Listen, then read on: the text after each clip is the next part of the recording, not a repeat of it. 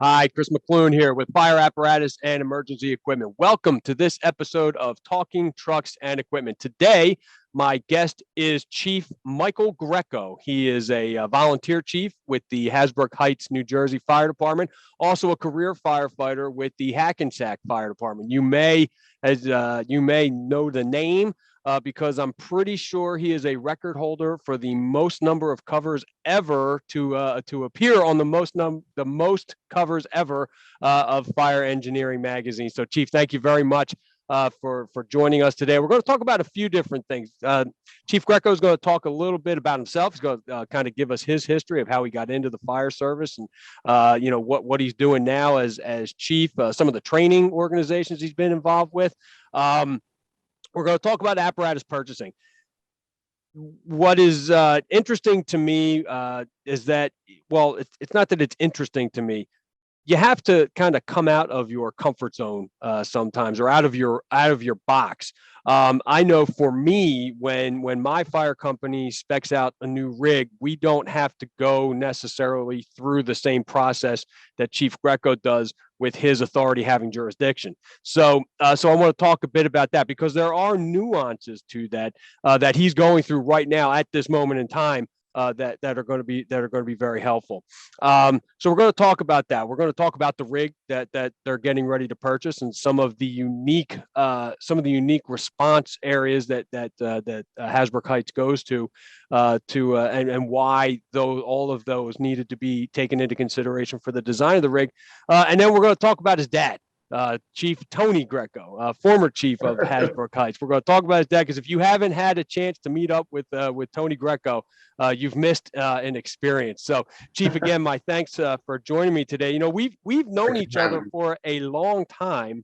I was just thinking about it, but it's not like we're golfing buddies. It's always been through either fire engineering or FDIC or what we're doing now, or even with the training that you've done. You've been down to a Weldon Fire Company a couple of times, at least two or three, I believe, training our guys. So our paths have crossed any number of times during the past 20 years. And the one thing that I've always appreciated in any of my conversations with you, whether it's like this or whether it's during training or even at dinner at FDIC, is the candor you bring to this. It's kind of no nonsense. It's like, let's get in, get it done, and get on to the next thing. So again, my thanks to you for joining me today.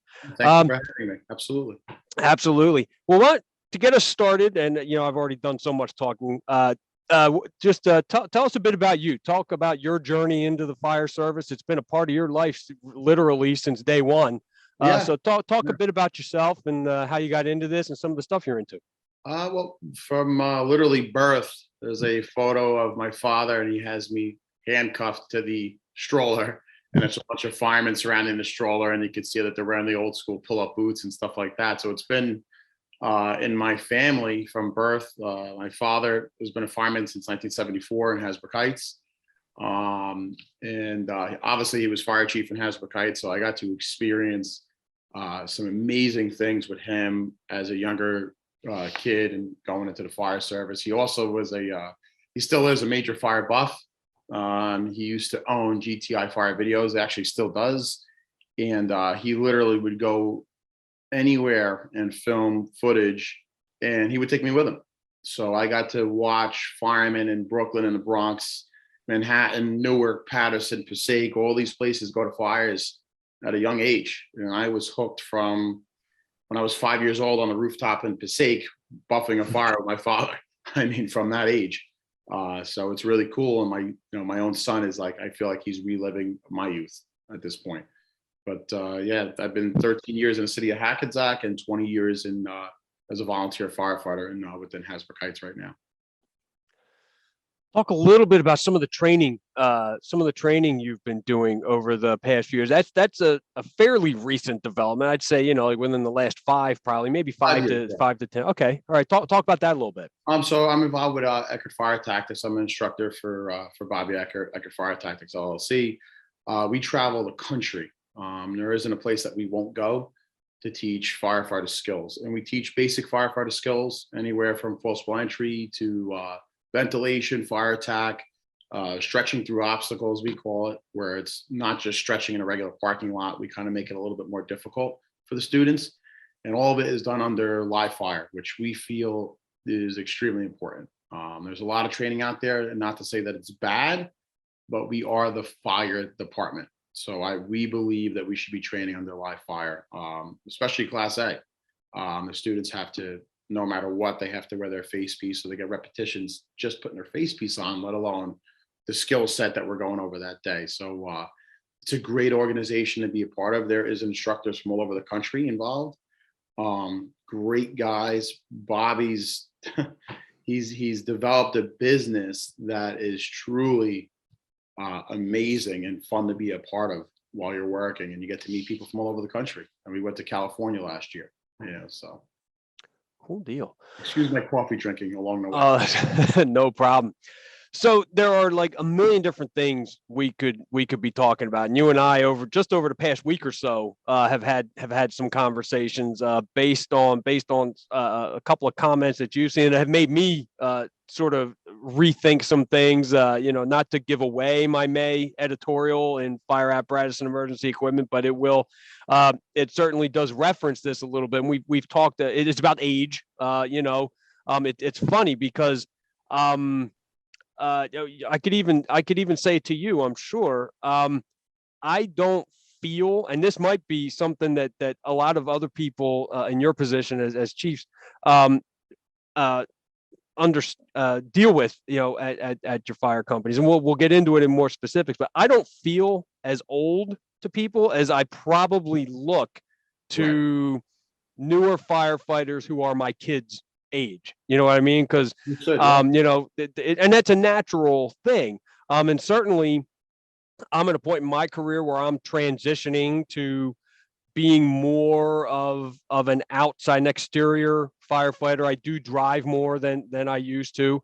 I am a safety officer in the fire company, so a lot of times, it is rare. I shouldn't say rare, but it's been pretty rare that I've been inside wearing a pack. I did that last July. In fact, I said that in the editorial where it was just a basement fire. It was a dehumidifier had been on fire, caught the rug around it a little bit in a basement. Fire was out by the time we got there. It wasn't our local. We were mutual aid. It was out by the time we got there, but the place was still charged with smoke, whatever had been on fire. And I remember I was going down the basement steps, tripping over the hose as I went, and you get to the bottom, and I'm bumping into people who are trying to leave as we're going down. I'm like, man, I'm just getting too old for this. Good Lord, God. And I muttered it, and our SCBA have like the speakers on them, so like just about everybody heard me muttering to myself. But anyway, that's a thing, and it's something that you are kind of going through right now as Hasbrouck Heights is speccing out a new apparatus. And could you talk a bit about that experience right now and what that has been, because it's kind of rolled a lot of things. You're taking in into account current trends in your response area. You're taking into account current trends just in how fire apparatus are designed, and how and you are taking into account the folks who came before you, some of the senior members in your volunteer fire company who probably designed the rigs that you are replacing, and so want to offer their help where they can, but it really does get into a nuance and a tricky area where there is still a lot to offer, but, and boy, am I tripping over myself trying to say this. There's still a lot to offer, but it's not necessarily reflective of the current responses that you're going to in the design of the truck. So talk a bit about that, and I want to definitely talk about how you had to approach this with your town. But first, before we get to the town, which is the outside, talk about how you have not managed but balanced everything on the inside of the fire company as you were coming to decide what you were going to do.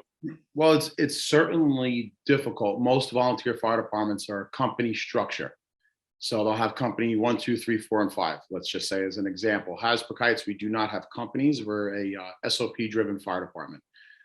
So basically, your first 4 to 5 personnel get on the first 2 pieces of apparatus, which is an engine. Next 4 get on the first 2 truck. Next 4 get on the next 2 engine. So we work that way. There's no companies, meaning I have 50 people with 50 different opinions on how a fire truck should be put together. So you can see how that can be difficult. On top of that, I am the middle guy. So I'm 37 years old. So I have a group of people from 18 to about 28-ish. Then there's me and one other guy, that 37, 38-year-old range. And then after that, everybody is 50 years old and up. So there's a huge age gap. And trying to bring those 2 ages together to design a piece of fire apparatus is huge, because we all know in a volunteer fire service, the biggest thing that you're going to buy and be a part of is a piece of fire apparatus. It's going to be there for 30 years. So unfortunately, or fortunately, I had to make an apparatus committee. So I made an apparatus committee, and I said, this is the way it's going to be, not to sound like the dictator, but at some point you have to be. You can't be a buddy boss all the time. So we made a committee, or I made the committee. And what we did was I put in 3 senior firefighters, and then I put in 3 junior firefighters. And my rationale was I'd like the 3 junior firefighters. And when I say junior, I mean over 18 years old, 4 or 5 years on the job, not like a 16-year-old kid. Gotcha. When I say I put the junior firefighters on, I want them to learn how to build the rig, but I also want their input, because they might have input on something that's really important. And the senior firefighters have input because they've been there and done that. Now, my biggest problem I had, and I always think back to when I was 18 years old. I always do, because you have to remember where you came from. So my thing was, well, if you're going to design a fire truck, and let's just say I don't like what you designed, I have to deal with the fire truck for the next 30 years. You have 30 years on the fire department. So in reality, you might deal with it for another 5 or 10, and you're going to retire and do what you're going to do. And now here I'm stuck with a fire truck that really, there's stuff that I can't change to it because you specified it that way. So I like to have the younger guys involved, because they might be there the whole lifespan of the rig. They might actually be on the committee for the next one. So it's really important on how you pick that committee. And you try to keep everybody happy. It's almost impossible when you're the chief of a fire department, but you try. But I believe you have to try to have a mixture of both. And that's in regard to anything, policy, procedure, SOPs, all of that stuff. And that's how we did the committee of the rig. And, we can go into what we're trying to build and why we're building it too. So currently right now, Hasbrouck Heights, we run a rescue, 2 engines, and a truck. We've noticed Hasbrouck Heights years ago when I first started, we did a ton of vehicle extrication. I mean, it was a regular thing. It was, as you say about the fire engineering cover magazine, one of those covers was from us at a bus accident, dual bus accident. We were doing a extrication a week, minimum 1 a week. That's how busy it was. People were calling us Hazardous Heights instead of Hasbrouck Heights. We cover multiple highways. We cover Route 17, Route 46, Route 80. We're mutual aid to everybody. So we were doing a lot of pins to the point that we wore out the Hearst tool tips. We had to put in for new tips. I mean, it was crazy. And that's dipped off. And I noticed that we went from doing a pin every weekend to now we're doing a pin a month, if that. And it went dramatically the other way because the cars are designed way better. I'm rolling up to MBAs now and I'm like, oh boy, this is going to be a triple pin. And it's not. There is nobody pin. People are walking away from cars that look like they're just, mangled. I can't even tell what kind of car it is. And the people are sitting on the curb. And I'm like, what's going on? But we have an uptick of working structural fires. So people watching this are probably like, wow, that's really cool. Yeah, it is. We have an uptick of working structural fires compared to vehicle extrication. So we need to build the rig on what we're doing, what we're actively doing right now. And the way the world is trending, I don't see motor vehicles getting designed worse, but I do see houses getting older. I do see people, I don't want to say maybe they don't have enough money to update their house. They don't have enough money to update their electrical panel, things like this. So we're seeing an uptick in fires, but I don't believe you're going to see an uptick in vehicle extrication. I really don't. Vehicle fires regarding battery operated vehicles, EVs, stuff like that, of course. Then we go back to, again, fire suppression. So we're designing right now a combination engine rescue, as many people will call it a squad. We're going to call it an engine. We're not going to call it a squad. I believe the term is overused, and I don't think the term is actually used properly. So we're going to call it an engine that carries rescue tools. We switched over to Hurst hydraulic tools, which are mainly battery operated.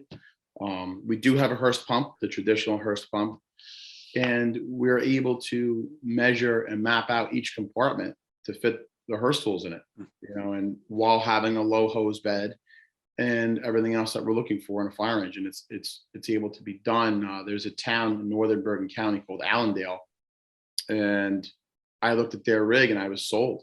So this is a fire engine that can do pin jobs and everything else. I'm like, why are we going to buy another rescue? I think, in my opinion, other than big city fire departments, paid departments, stuff like that, I think rescues are going to be obsolete in the volunteer world very soon. I really do. We're a very manpower heavy fire department right now. I got a ton of really good guys. I can't ask for anything more out of these guys, let me tell you. But for fire departments that are running minimal staffing all the time, to have a rig that doesn't have a ladder on the top of it or water coming out of it is pointless. Unless you know for a fact that there's something with water coming right away, right behind you. Not paid fire department, they know for a fact. Volunteer fire department, we all know, you might have that bad Wednesday afternoon and you don't know if they're coming. And you talk about exactly what you're saying right now. You mentioned that you have a ton of great guys right now, but yes, one of those other cyclical things, especially in the volunteer fire service, is that could go down. You might not know. You don't know if water's coming, but you also sometimes don't know who you're going to get, and that's just cyclical. Sure. I mean, I've seen it probably happen 2 or 3 times in the 30 years that I've been at Weldon. Yes, you got to equate it to a varsity football team. I equate the fire service to football, even though I don't like football. But you equate it to like the winning varsity football team. They win for 10 years in a row, and all of a sudden it just dips off. And the volunteer fire service is the same thing. When I first got on, we had a lot of guys, and then all of a sudden a lot of guys got on the job someplace. They became cops, firemen. They got married, other careers. They moved away. And that was it. And then we're back to having nobody again. And how are we getting the engine out and all of that stuff? And now we have a very good problem. We're so heavy with manpower that I'm asking the town to buy me gear, and I'm, robbing Peter to pay Paul to get these guys outfitted with everything, So right now I have a very good problem right now. Talk a little bit more about, you mentioned how your mutual aid for just about everybody. The rescue work has gone down. The structure fires have increased, which is awesome. And as you said that, I was thinking, just about how, and this leads into the question, just about how unique I think your area is.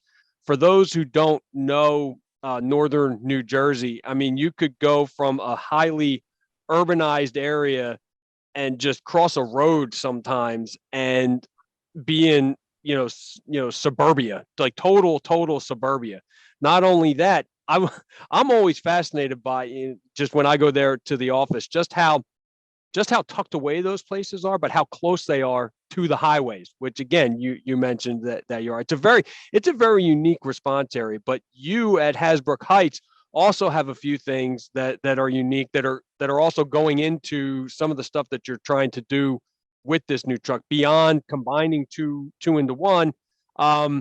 There are also some operational things that go with some of the challenges that you meet. Could you talk a little bit more about the response area? So the response area, my senior firefighter in Hackensack, his name is John Davis. This guy's a wealth of knowledge. Taught me 99% of the stuff that I know.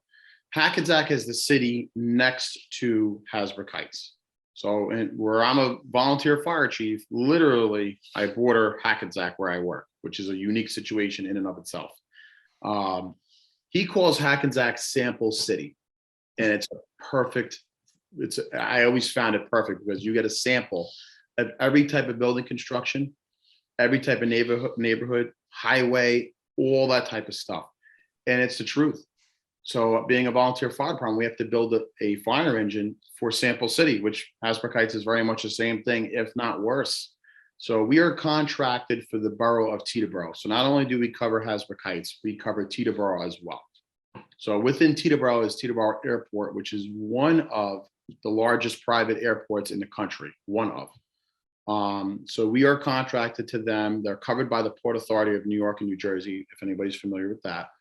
And we are their mutual aid for a plane. We can't call them crashes anymore. We'll call them incident.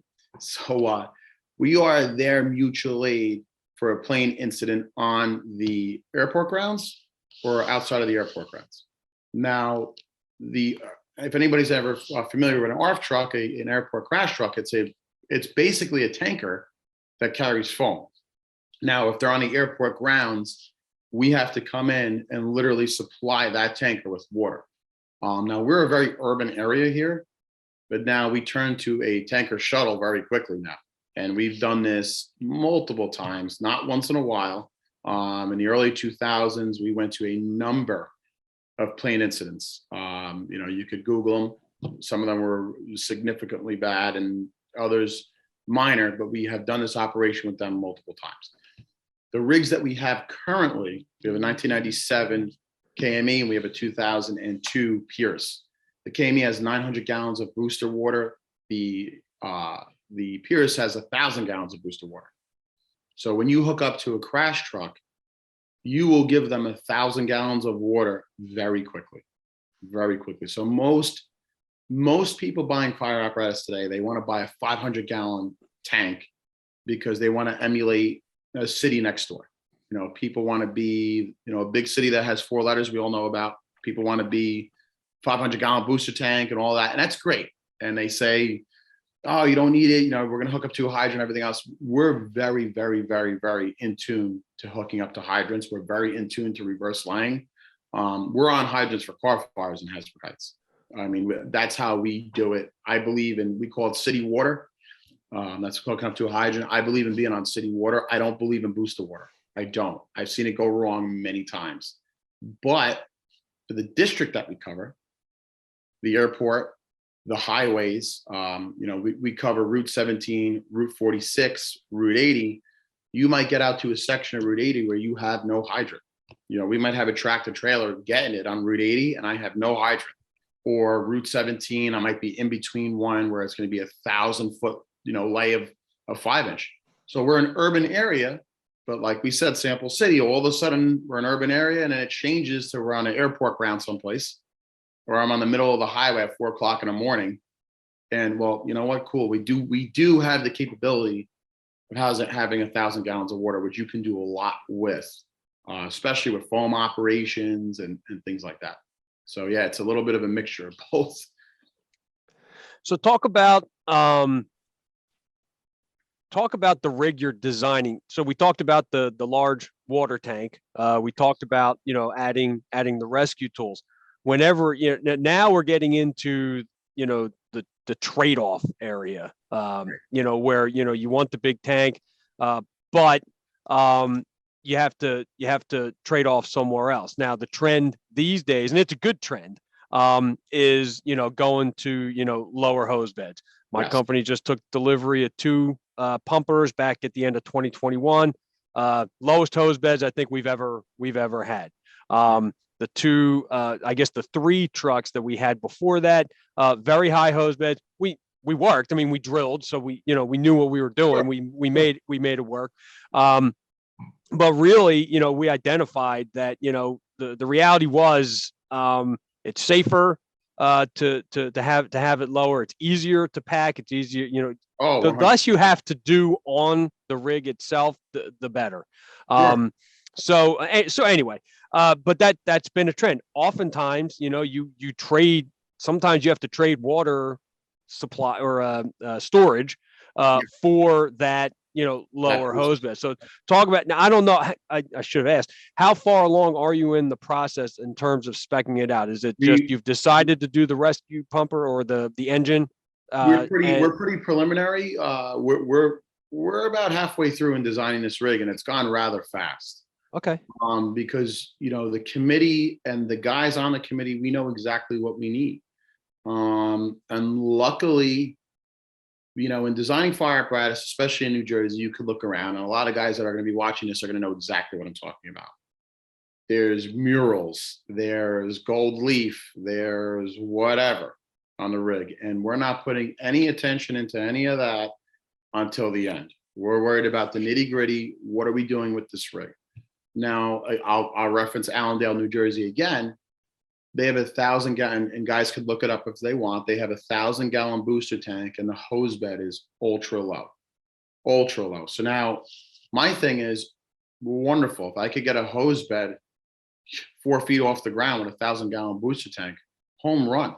And technology has brought us there, and pretty much almost every fire apparatus manufacturer can do it. Yes, will you give up certain compartments? Sure, but there's different options. So instead of having your traditional side mounted ladders like I like, now you got to put them on a rack and they go on top of the rig, and now you have those full compartments on your officer side, or vice versa. So there's ways around it all, and technology has brought us there, especially as I referenced before, the Hurst hydraulic tools. Great tool. I don't think they're talked about enough. They're a battery operated Hurst tool that gives me 45 minutes of runtime at a pin job. But the best part about it is it's one unit with the battery attached. Back at, like when I first started on the fire department, I had a big gas power unit that weighed about 4 million pounds, 32 A's. And we used to lift weights so we could carry the 32 A's by yourself. It was ridiculous. And it's not that way anymore. Are they a little heavy? Yeah, but it's one unit. I'm not dealing with hoses, and all of that stuff in a new piece of fire apparatus. You have to take it into account. Okay, where am I going to put the pump? Where am I going to put the hoses? Where am I going to put the extra pieces for the 32 A's? Where all that stuff is gone now. If you remember, you've been on quite a while, 32 A's, they were a spreader, but they also came with cutters. Yep. Well, that's just an example of I need another spot for X, Y, and Z. And now X, Y, and Z is gone. I have a battery operated tool that's going to do everything. And if I need something else out of the ordinary, well, I could get a Sawzall. I could get a battery operated forcible entry saw, battery operated grinder. Everything is becoming less rather than extension cord to a generator. You remember all these things? Oh yeah. All of these things are now going away. Will you have a generator, or is that going to be gone? No, we're still going to have a generator. Yes. Okay. So we can fit it, which is great because we're saving room in other areas. Right. So, if you could remember the old Honda generators, a handheld generator weighs like 4,000 pounds. So that generator, we could still fit it, but I'm not going to use it the way I used to use it in 2005. So in 2005, I'm running a Sawzall with an extension cord to that generator. We're not doing that anymore. Milwaukee, DeWalt, all of them. Husqvarna has a beautiful series of battery operated tools. You literally pick up the tool and hit a button and it tells you how much battery life you have left. So you're saving room in your compartment space because of battery operated tools. Now, is battery operated the be all end all? And we get into this argument all the time, all over the place. No, it's not the be all end all. No. You should have a backup apparatus that has your traditional tools, which we do have, which we will have. So it's definitely not the be all end all, but we need to build a fire engine dual purpose. So for this scenario, it's perfect. Did you have to, I'm guessing not because of all the other adjustments you've made, But lengthwise, a lot of times with the larger tank and the lower bed, you gotta extend the length of the truck a little bit. Were you challenged there, or did you save enough by maybe like putting the ladders up and having them? We saved a lot. We got away from I don't want to say pre-connects, but I'm going to say it. We got away from pre-connects. We got away from cross-lay. It actually has 4 different names: cross-lay, Matty Dale, speed lay, pre-connect. We got away from all of that. The side. Are you operating off the back, or do you have some stuff operating off the back? We're operating off the back and off the front. We're doing it now. We call them tenement loads. Other people call them whatever they want to call them. Both engines, they both have 600-foot lines off the back. So basically, you take what you need, break it, hook it to a discharge, and you're good. It works out perfectly, and it's actually set up for reverse lay, which is an old school thing, which we can get into that later, which is actually really funny when it comes into the generational gap. We can get into that later, but no, the newer engine we save by having, we could put 2 lines off the front, 150 feet, 200 feet, whatever you want to do. You could do 2 tenement loads off the rear, along with your 2.5.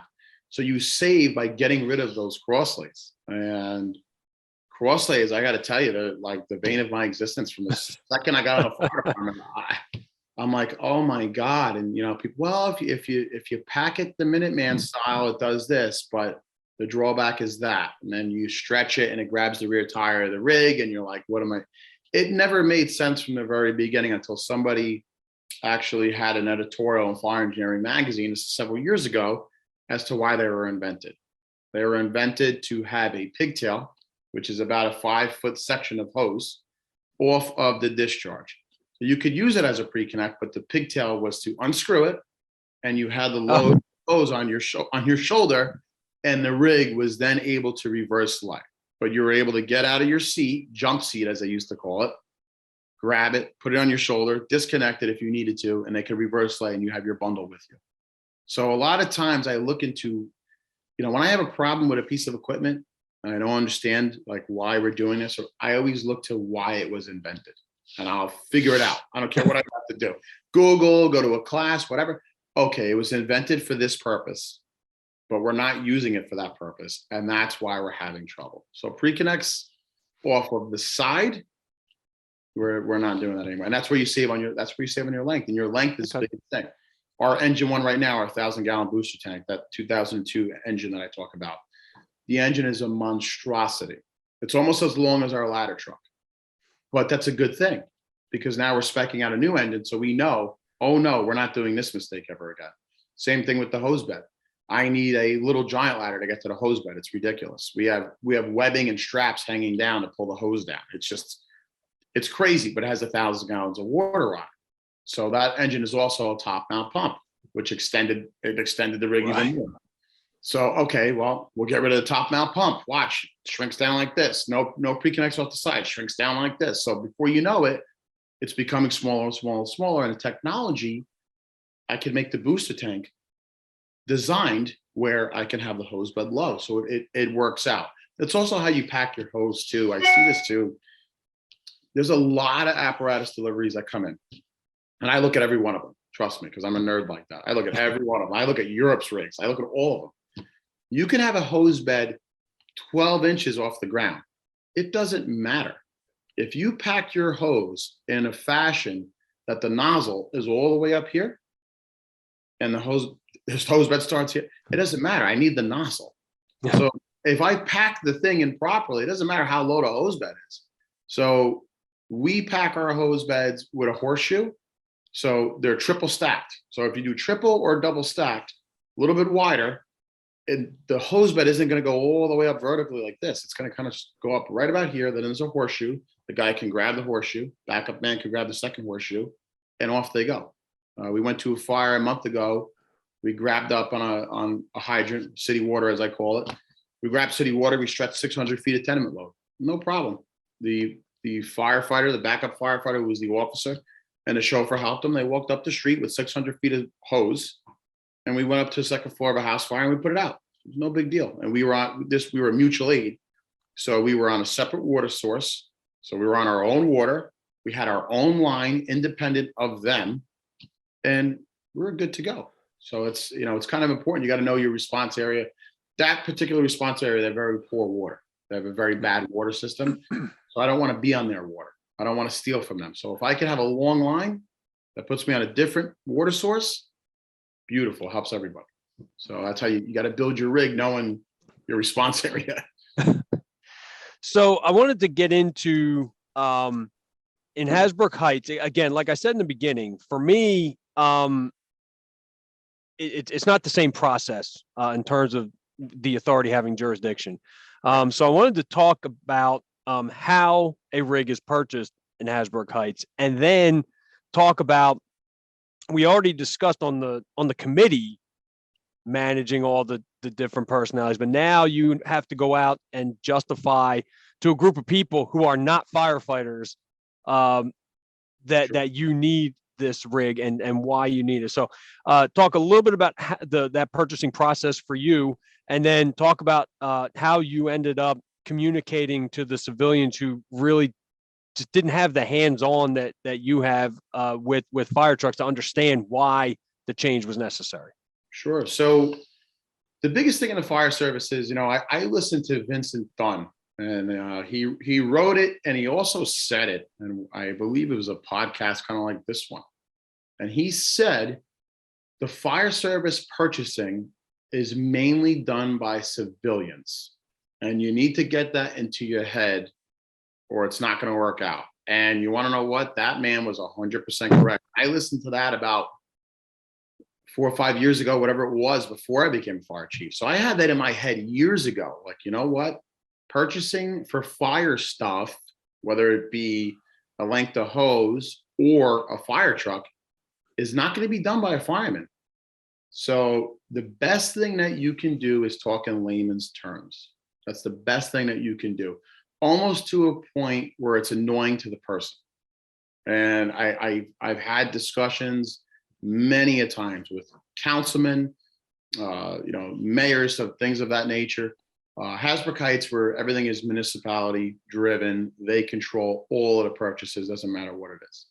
So when you go to put in for a piece of fire apparatus now, if anybody's paying attention out there, it's expensive, and it goes up every year.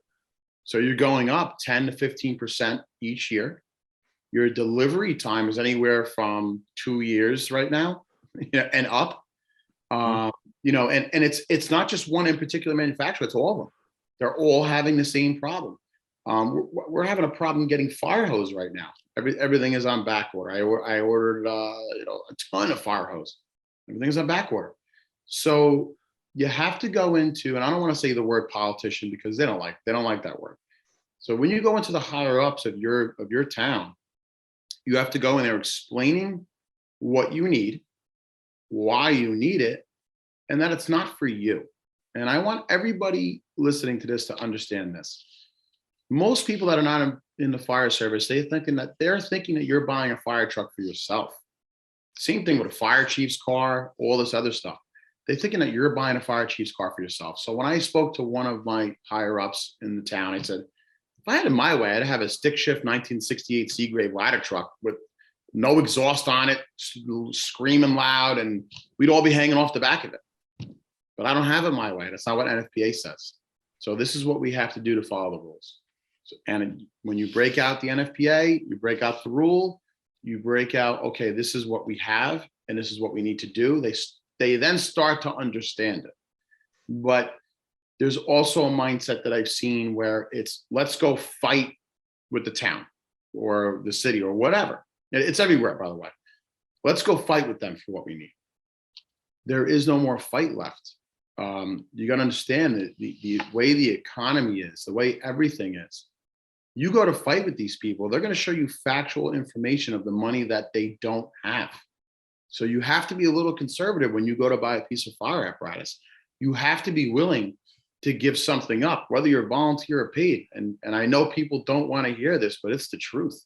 So right now, our Rescue 1 is a 1993 International Marion. Okay, if anyone's familiar with them, it's a truck front with a box on the back of it. Again, provides no water, provides no ladders. It does one thing, it's a toolbox. We have a 1997 fire engine, by rights should be replaced. and we have our 2002. So I went to the town and I said, I could actually ask you for 3 pieces of fire apparatus. I really could, but I'm going to ask you for 1. And then later on, I'm going to ask you for another one, and I could dual purpose the 1. And when you tell that to a town, they say, what do you mean dual purpose? Well, I could take a piece of fire apparatus, this engine, and I could turn it into a rescue engine where it's doing the job of 2 of these vehicles. So rather than you giving me money for 2 vehicles, you're going to give me a little bit more money for 1, and we're going to make it work with 1. And that's what we'll do. And when you break it down into a layman term of that, they kind of buy into it a little bit, like, oh, okay, well, you're saving us money a little bit here, and I know every firefighter that's listening to this is going to be like, saving money for the town. They make millions of dollars. The cops get paid this, that. It doesn't matter. It doesn't matter. It's very simple. Fire department, if you're part of a municipality, you get an operational budget and you get a capital budget. That's how it works. So you put in for your operational and you put in for your capital every year. When you put in for your capital budget, you have to be very careful on how you do it. And you need to talk to you, if you have a fire commissioner or a councilman that's assigned to you or whatever, you have to be very careful and speak to that person and express what you need. But how do I get there? How do I get to this point without getting into an argument or a fight or whatever? Because whenever you argue or fight with your city hall, town hall, whatever you want to call it, you're not going to get what you need. And it doesn't hurt you, it hurts the public. This is public safety. We're in a job called public safety. So we need to do whatever we need to do to save money, to get the equipment that we need, to provide the public with the service that they need. Me rolling up with a antiquated piece of equipment that's going to break or not do its job is not helping the public. Or if it's so antiquated that it's going to hurt one of my firefighters, that's not good either. So now we have a whole separate set of issues and liability and everything that goes along with that whole tangent that we could go on with the liability. But you need to sell the fire department, whether you're paid or volunteer. And I hear it all the time. Well, we're volunteers. We sell ourselves because we're doing it for free. I get that.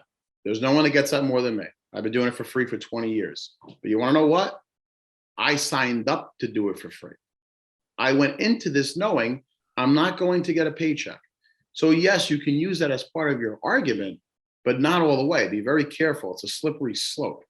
You have to go into the argument saying, I need to provide a safe vehicle for my firefighters and the public.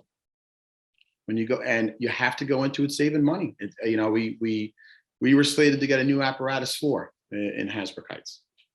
An apparatus floor for we have a large firehouse because we aren't separate companies. New apparatus floor by us cost $75,000. Well, you have to make a list of wants and needs. If you're whatever you are, captain, chief, assistant chief, whatever you are, you have to make a list of wants and needs. I want this and I need that. Do I want a new apparatus floor? Yes. Is the apparatus floor unsafe? No. It just looks crappy. So you know what? Let me write a letter to the town saying, you know what, town? I don't need a new apparatus floor right now. Maybe we could push the apparatus floor 5 years.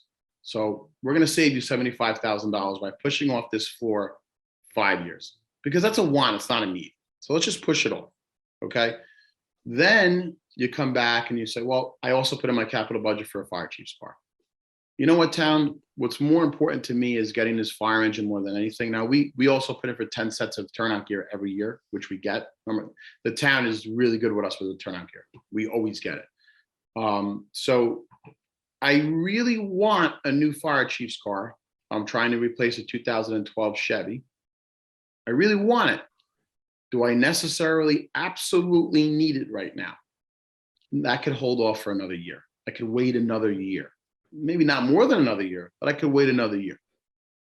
Do I need a piece of fire apparatus? Absolutely, I need a piece of fire apparatus. You write down and then you type up why you need the fire apparatus, what's going to happen if you don't get the fire apparatus, and a synopsis on basically everything that's going on current day. Okay, the wait time, the cost, on how if we wait 5 years from now, I just said to you, well, I'll wait 5 years on apparatus floor. Could care less. If I wait 5 years on a piece of fire apparatus, what's the cost of an engine going to be 5 years from now? We have no idea. I know in 2015, where I work, we purchased a ladder truck for around $900,000. Now a fire engine costs more than that, if that makes any sense. So where are we going to be 5 years from now? I have no idea. So you explain all of that to your town. But they're at one point or another, they're going to have to purchase that fire engine. Do you want to purchase it for $1.8 million, or do you want to purchase it for $900,000? Which would you like to do? And when you ask them for the money, what I learned is, and this is a funny thing, because people disagreed with me in the beginning. In the beginning, people said, "Oh, ask for give them the cheapest price that you can find." That's great. Until you realize, oh my God, I told the town I need X, but really I forgot I need to buy equipment for this vehicle. There might be change orders, there might be this, there might be that. And there's nothing worse than a municipality wants to hear is, I asked for X amount of money and now you're gonna have to come up with another resolution because we're $200,000 short. They don't want to hear that. They do not, they rather you ask for what you need and give money back than you coming back and begging for it. And I watch a lot of people go through this around here because they're trying to be a hero and say, look, I'm only going to cost you X for this truck. No good. I rather give them the hard truth up front. Okay, like we have $100,000 left over. You can have it back. Also, we also applied for a FEMA grant for the rig. So for everybody listening to this, I know what you're all thinking. No, you're not going to get I heard it all day. You're not going to get a FEMA grant. Don't waste your time, blah, blah, blah, blah, blah. That's fine. Now, it's very easy to say you're not going to get it when you don't apply for it. But It's worth a shot. It's worth a shot. So guys, if you're listening, apply for it. Who cares? If you don't get it, at least you're showing your municipality, listen, I'm trying to save you money. Look, I'm trying to save you money by putting in for a grant for this vehicle. So even if I get a couple of bucks from the grant to put towards the rig, it's going to help the municipality a little bit. And at the end of the day, it's going to help me get what I need to do my job for free, my job. Okay. So there's a lot of different ways to look at this. And the best way to do it is by not fighting. And I can't stress that enough. It is so easy for you to get into a fight with a municipality because there's going to be a guy coming at you saying to me, why do I need a new fire? This is what I've heard from other towns around me. Why do you need a new fire engine? It looks beautiful. You guys take care of it. Meanwhile, the rig is like 35 years old. And, some guys will say, oh, we should just stop washing it. Oh, no. Explain to the person, this is what the rules are. This is what can happen. And if somebody gets killed, this is what's going to happen.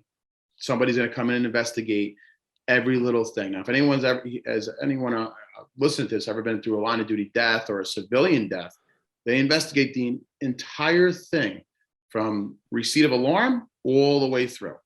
And when they find out that you're rolling around with a 35-year-old piece of fire apparatus, that's going to come into play. So you explain that all. And you'll find out that at the end of the day, the argument, there really is none. They're going to tell you, okay, yeah, we need to buy a new piece of fire apparatus. We just have to figure out how to get the money to do so. And that's it. And then that's not my job anymore. I've informed them of everything they need to do. So. And it worked, correct? The process has started. The process has started. Now they could turn around tomorrow and say, Mike, I'm very sorry. We weren't able to work this out, so we can't do it. And they're going to give me a reason why in writing. Because when you put that in your synopsis, well, if you're not going to give me the fire engine, I'm going to need a reason why in writing as to why not. I don't want to hear just the word no. I need to know why. And I have a great relationship with Hasbrouck Heights. I got to tell you, it's amazing because most of the guys I talk to, they don't have a good relationship with their local politicians or fire commissioner. These guys are great. I haven't had one problem because I explain myself to them. So this is what I need. And I explain it to them on a human level, you can't go in there, Joe Fireman. You got to go in there like, I'm asking these people for a lot of money. Well, what difference is it with a piece of fire apparatus? It's a bunch of people that don't know anything about the fire service. same as PD, and the police department goes through the same problems we go through. DPW, they go through the same problems we go through. But if you explain yourself. Well, that's what it is. It all goes back to the planning of it. The better it's like anything. It's like fighting a fire in a commercial building that you have a good pre-plan for. Sure. It's the more you do up front, the better the whole process is going to go, versus going in with a magazine and a picture of a truck that cost company X $1 million and saying, this is the truck we want, this is how much it's going to cost. You can't just do that. You have to do all the upfront work, and it goes into, and I think a lot, probably when you go in there and say, we're not worried about murals or gold leaf just yet, we want to build the truck to do what we need it to do. I think that goes a long way as well. Sure. It's a purpose built unit, and here is why we need to replace it. The fewer reasons, the fewer chances anyone gets to say no, the better. And that all is the planning that you do up front. You have to go into it where they're going to say no. You have to go into it that way. If you go into it where high hopes they're going to say yes, you're setting yourself up for a disaster. So now I'll go back to what I just said. Tomorrow morning, the borough of Hasbrouck Heights can call me up and say, Mike, I'm very sorry. We can't do this. We don't have the money. Okay, why? They give me a written reason why.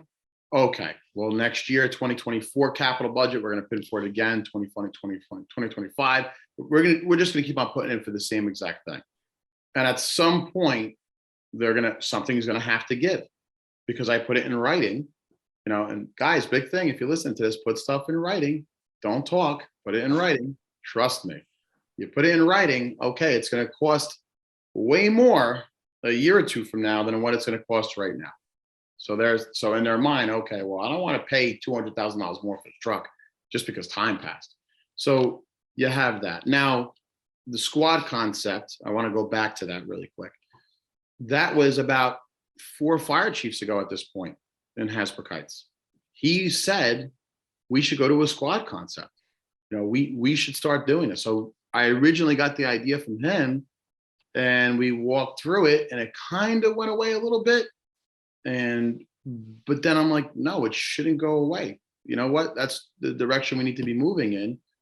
But then I was able to take that and present it to the town, where forget the word squad, because they don't know what that means. So throw the word out.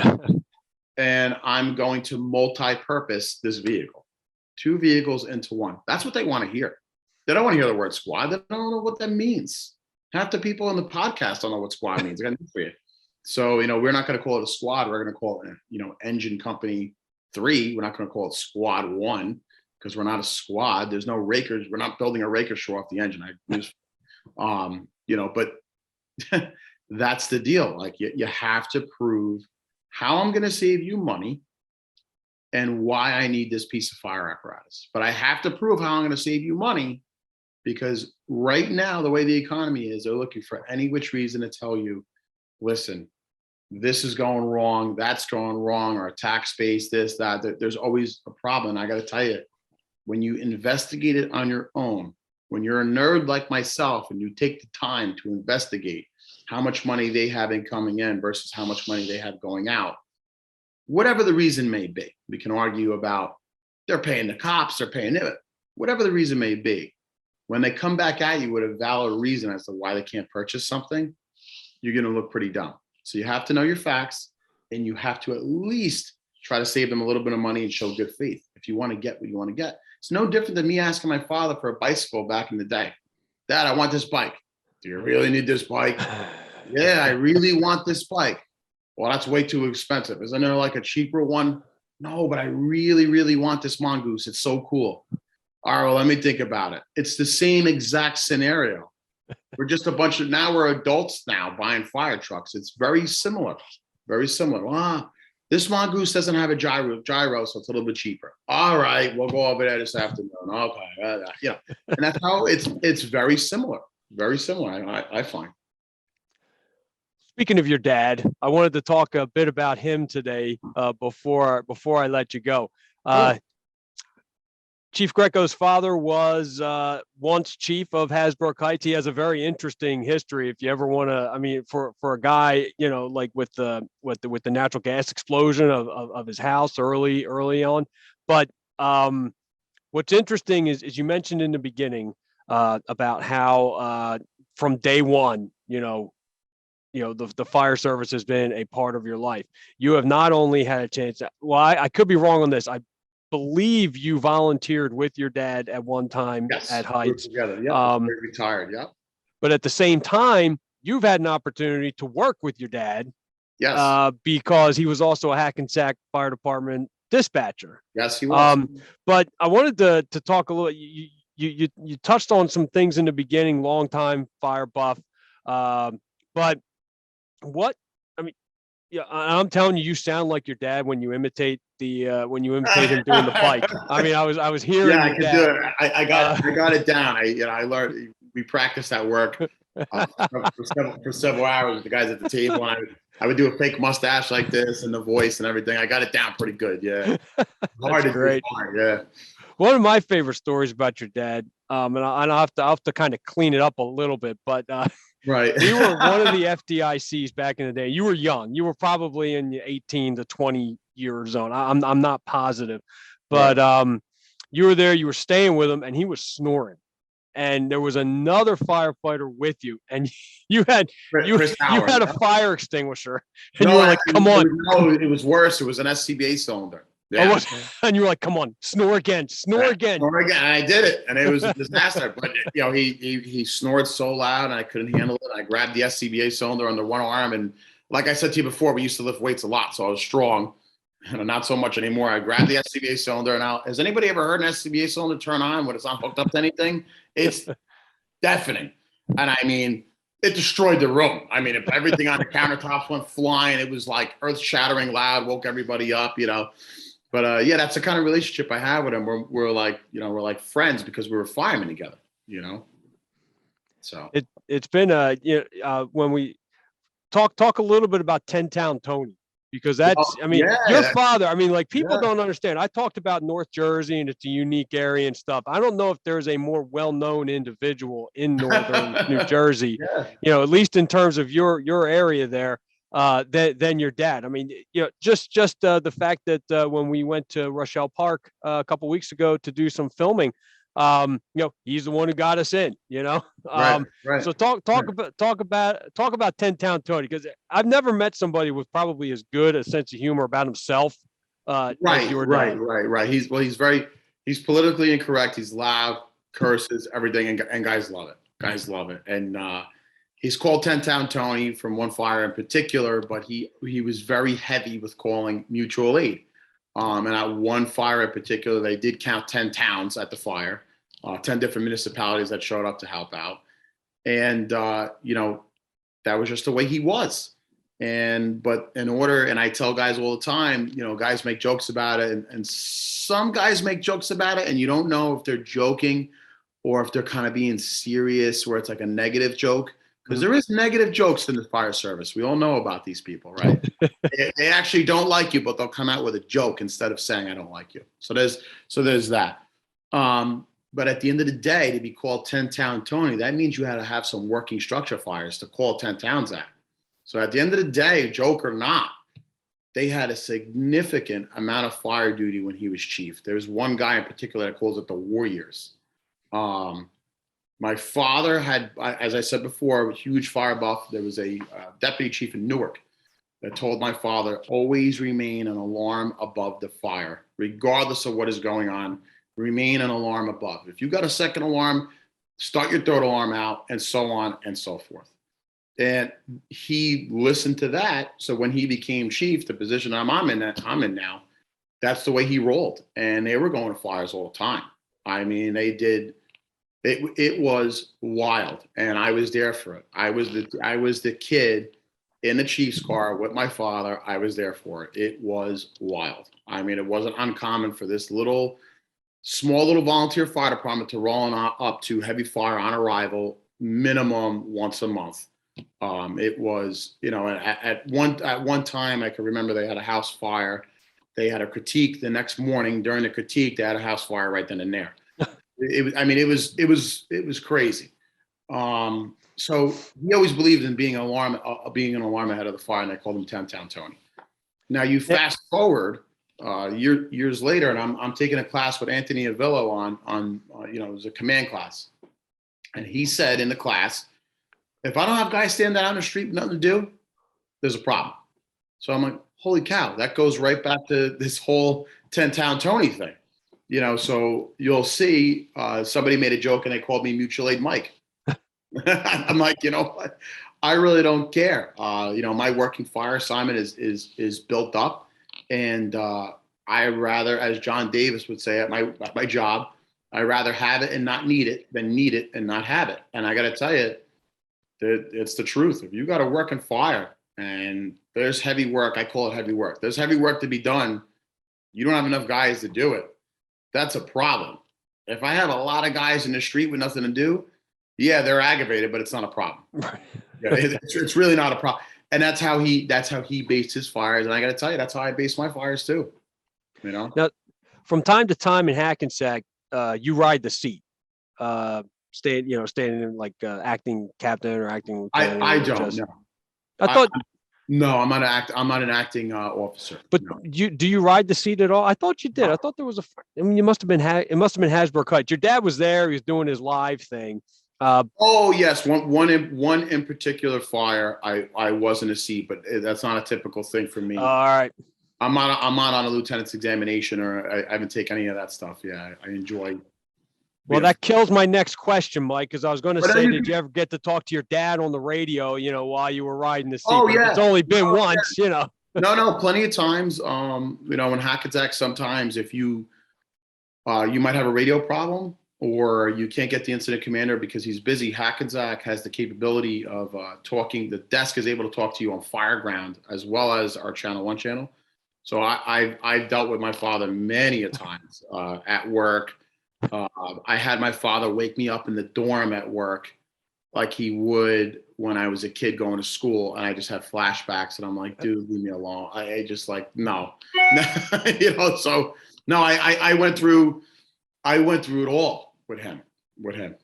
How hard is it not to bust his stones on the radio? Oh God. It was every day. There's things that he doesn't like that I say on purpose. And, he, after every fire run, he calls me up. I don't like the way you said that. That was unprofessional. I don't care what you say. It's a back and forth game, all the time. And it's because, he's still into it. He buffs. He's still very much into it, and he's an older guy, but he's retired. So I call him Firewire Greco. That's what I usually for our fire engineering web editor, Pete Procilo. I'll always, cause I'm on Facebook during the day, as part of my job monitoring things. And, I'll be like, Firewire Greco's got a job that, not far from you or something yeah, like sure. that. Cause he's out there all the time. And it's funny, you watch him and he was the buff photographer. Then he was running his video business, and now he's Mr. Social Media, Facebook Live. I'm surprised he doesn't have his own TikTok. Sure, yeah, I wouldn't doubt that that's coming soon. But he's he loves the fire service. But the good thing about him is that he accepts that he's retired. He accepts it. So he goes, all right, well, I can't be a fireman anymore, but I could go buff fires. I could take pictures for the guys, and it helps with training, it helps with different things. So he could be involved in that way. You know what I mean? So, I wish more guys, and and it was going off of a Facebook post I put last week that I think was misinterpreted by many, but it was interpreted by many the right way too, was sometimes guys retire and they understand, like, what? My time has come, I'm done, but I could provide this. I could take pictures for you guys, or I could make food for you guys, or I could go, I can do stuff. So it doesn't mean that you have to be out of the fire service completely, but everybody has a job to do. They really, it's the truth. And I got to tell you, he accepts that more than anybody I know. And I find that amazing about him, because he came from an era being when the 70s was probably the best time to be a fireman ever. I mean, really, think about it. I mean, everybody was on the back step of a fire truck. And I know all you 70s firemen are listening. I don't care. You guys were on the back step of a fire truck. Half of you guys were drunk. You were going to more fires. You were having a great time.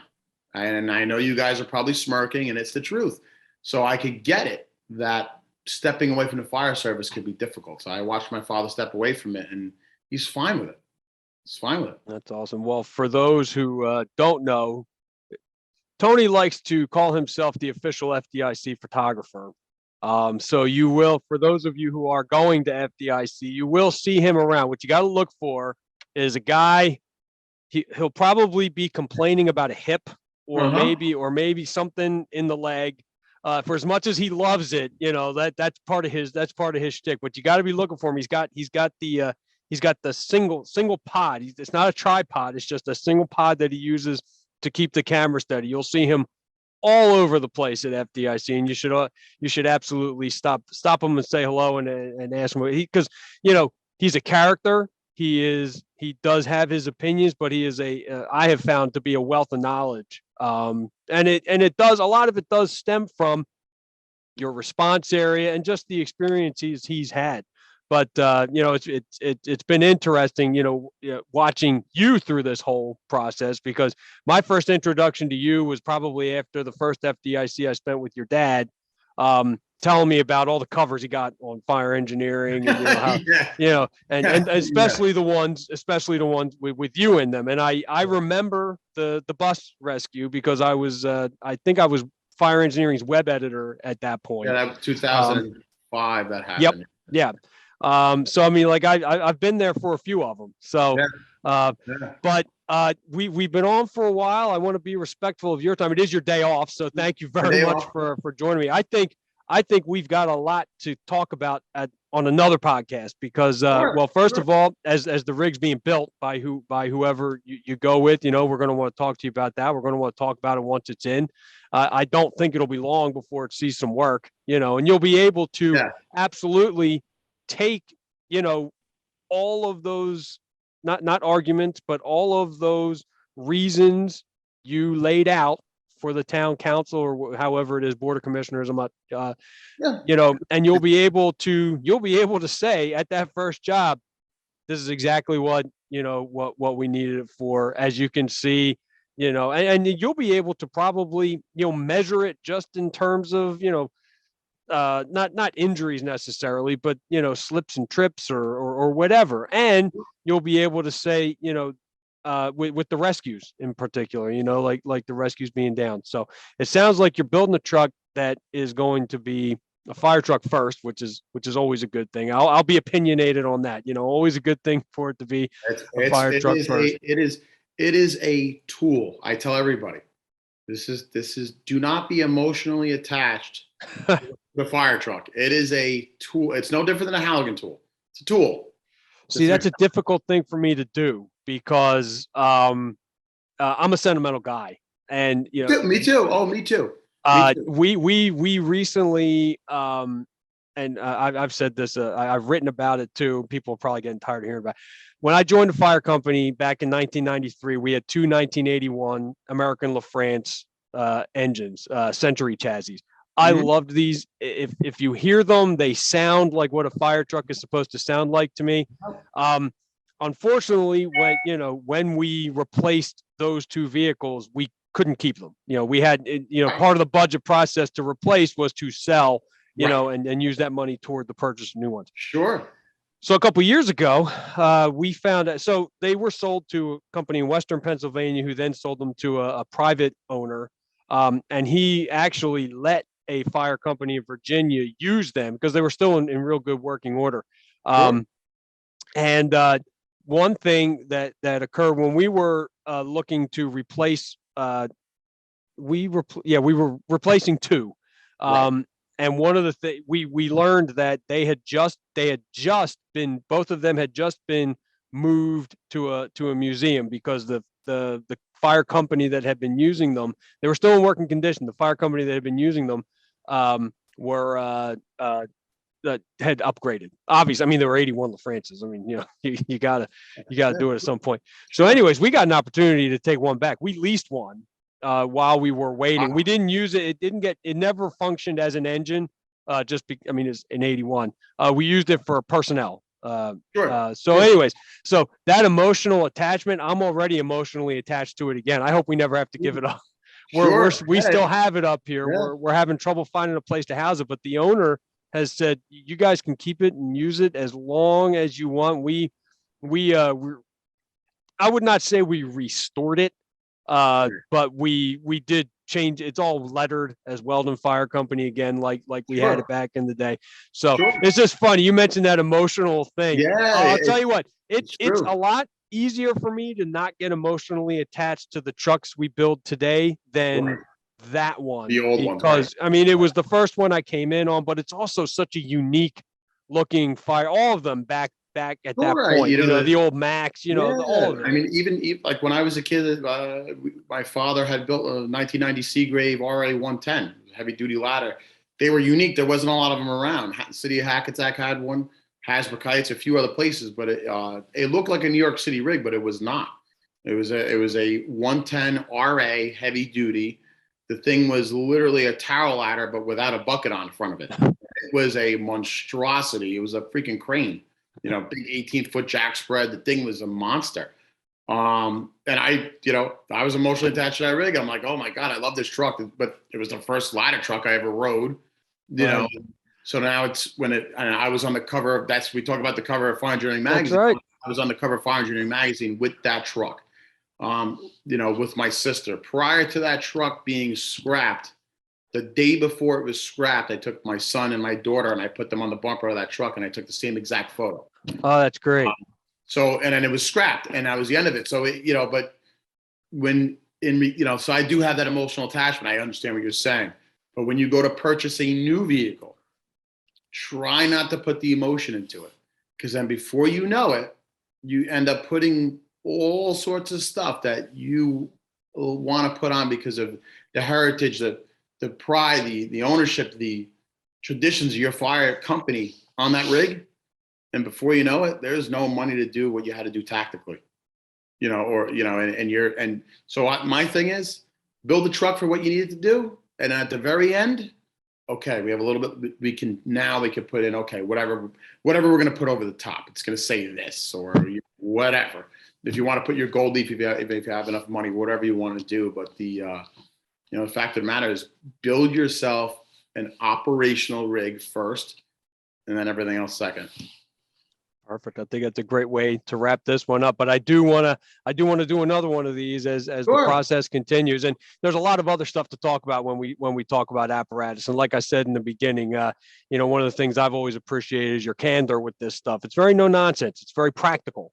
This is what we're here to do, and this is what we need to do. I'm brutally honest with people. Sometimes it works out really well, sometimes it doesn't. But hey, whatever. Well, again, Chief, my thanks to you for being with us today. Again, this has been Talking Trucks and Equipment, first one in a while. So I think we hit it out of the park for the first one that we've done in a while. But we're gonna get this back up and running again, and keep an eye out on fireapparatus.com for it. And again, this has been Chris Mc Loone with Chief Michael Greco from Hasbrouck Heights and Hackensack. Have a good one, Mike, and hopefully I'll see you soon. Hopefully I'll be up there again soon. I do make it up there a bit during. We'll be in Westchester. We'll be in Westchester, Pennsylvania, starting tomorrow. So again, perfect. Come by at Fire Academy. We'll be there Friday, Saturday, Sunday. Great. All right. Thanks again, Mike, and we'll have everybody else have a good one and stay safe. Thank you. Thanks for having me.